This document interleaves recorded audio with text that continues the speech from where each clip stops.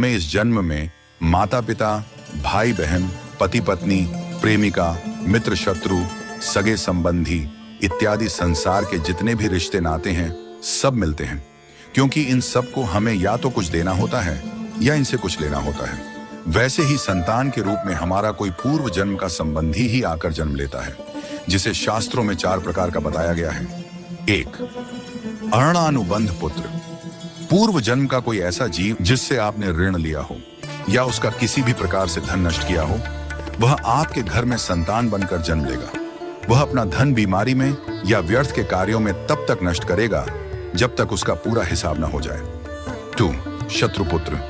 पूर्व जन्म का कोई दुश्मन आपसे बदला लेने के लिए आपके घर में संतान बनकर आएगा। बड़ा होने पर वह माता पिता से मारपीट, झगड़ा करेगा या उन्हें सारी जिंदगी किसी न किसी प्रकार से सताता ही रहेगा। वह हमेशा कड़वा बोलकर उनकी बेइज्जती करेगा और उन्हें दुखी रखकर ही खुश होगा। 3. उदासीन पुत्र। इस प्रकार की संतान न तो माता पिता की सेवा करती है, न ही कोई सुख देती है। वह उन्हें उनके हाल पर मरने के लिए छोड़ देती है। विवाह होने पर यह माता पिता से अलग हो जाते हैं और उनकी चिंता नहीं करते। 4. सेवक पुत्र। पूर्व जन्म में यदि आपने किसी की खूब सेवा की है तो वह अपनी की हुई सेवा का ऋण उतारने के लिए आपकी सेवा करने के लिए पुत्र बनकर आता है। जो बोया है वही तो काटोगे।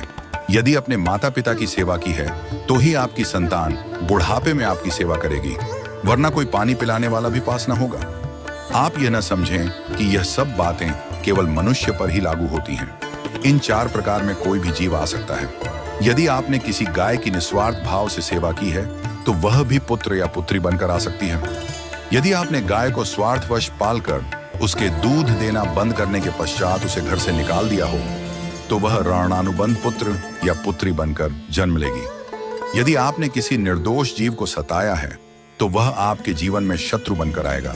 इसलिए जीवन में कभी किसी का बुरा न करें, क्योंकि प्रकृति का नियम है कि आप जो भी करोगे उसे वह आपको इस जन्म में या अगले जन्म में 100 गुना वापस करके देगी।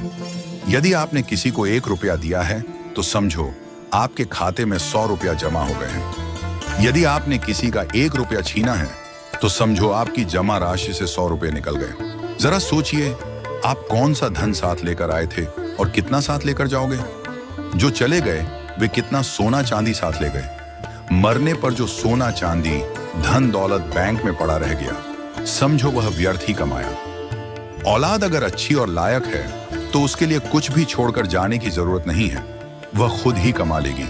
और औलाद अगर बिगड़ी या नालायक है तो उसके लिए जितना भी धन छोड़कर जाओ वह चंद दिनों में सब बर्बाद करके ही चैन लेगी। मैं, मेरा, तेरा और सारा धन यहीं का यहीं धरा रह जाएगा, कुछ भी साथ नहीं जाएगा। साथ यदि कुछ जाएगा भी तो सिर्फ अच्छे बुरे कर्म ही साथ जाएंगे। इसलिए जितना हो सके नेकी करो, सत्कर्म करो।